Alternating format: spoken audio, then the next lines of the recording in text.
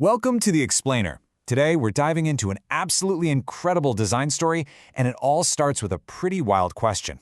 I know, it sounds like the beginning of a joke, right? You're picturing a race, and obviously, we all know how that's going to end. But what if the competition wasn't about speed at all? Well, believe it or not, in a design competition, this one did. Yeah, you heard that right. In a major Italian transportation design contest, a bicycle design didn't just compete, it won. It actually took home first place, leaving the team from Lamborghini in its dust.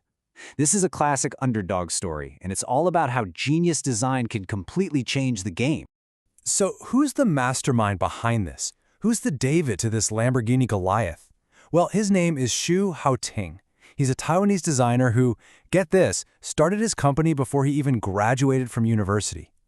His whole mission was to completely rethink the bicycle from the ground up.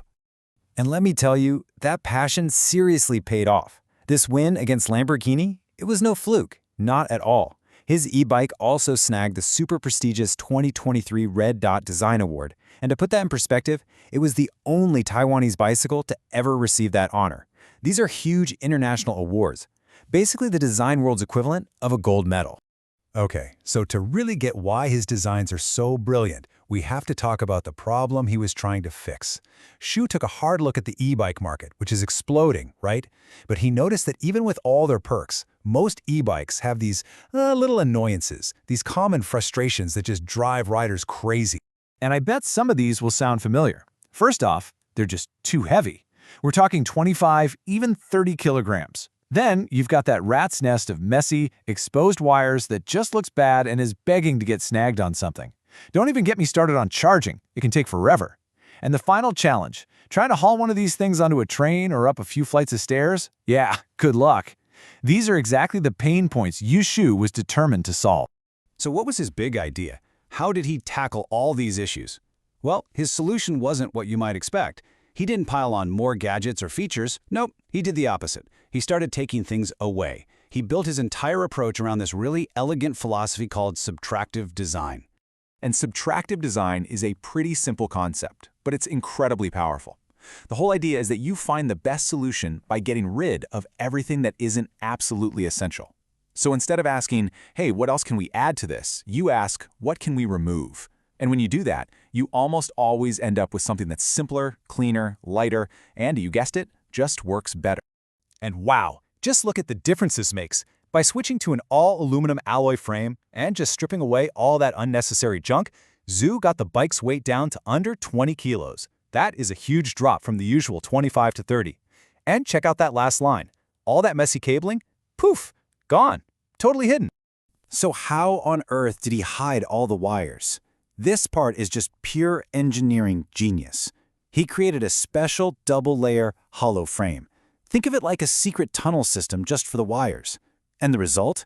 It's not just about looking super clean and minimalist. By hiding everything inside, the bike is now also waterproof and dustproof. All those important electronics are safely tucked away, protected from the elements. All right, so we've got a lighter bike, a cleaner design. That's already a massive improvement. But Shu wasn't done, not by a long shot. Next, he went after the #1 headache for pretty much anyone who owns an electric vehicle, the battery. Get ready for this. 6 minutes. That is not a typo. I'll say it again. 6 minutes to go from 0 to 100% charge. While most e-bikes take hours to charge up, this one is ready to go in less time than it takes to make a cup of coffee. Range anxiety, it's just gone. It's not even a thing anymore. But here's where it gets really smart. Zhu knew that the battery is the most expensive part of any e-bike. So he thought, why should it only have one job? He designed it so you can easily pop it off the bike and boom, it's now a portable power bank. You can take it with you camping, to a picnic, wherever. All of a sudden, the priciest component on your bike is useful even when you're not riding. That is just brilliant.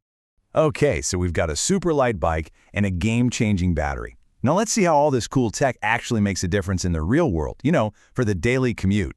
If you've ever taken a bike on public transit, this is going to blow your mind. You know that awkward struggle trying to carry a heavy, clumsy bike? Forget it. This thing folds up in literally 1 or 2 seconds, and you don't even have to bend over to do it. Then, once it's folded, you don't carry it. You just push it, like a little suitcase. You can wheel it right onto the subway or into an elevator. So simple. And his vision for solving problems goes way beyond just the commute. He's also created a version of the bike that's a mobile food cart. Think about it. It's a super low-cost way for a small business owner to get started. They can be agile, get into parks, farmers markets, places a big food truck could never go. It's really about using smart design to empower people. So what's the big takeaway here? Hao-ting's story is about so much more than just a really cool bike. It's basically a blueprint, a masterclass on how a small, clever innovator can take on the giants in the crowded market and win. And this quote from Hsu himself really says it all.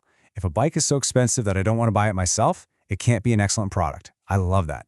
For him, it's all about finding that sweet spot between amazing quality and something people can actually afford. He wasn't trying to make a museum piece. He was making a great product for real people.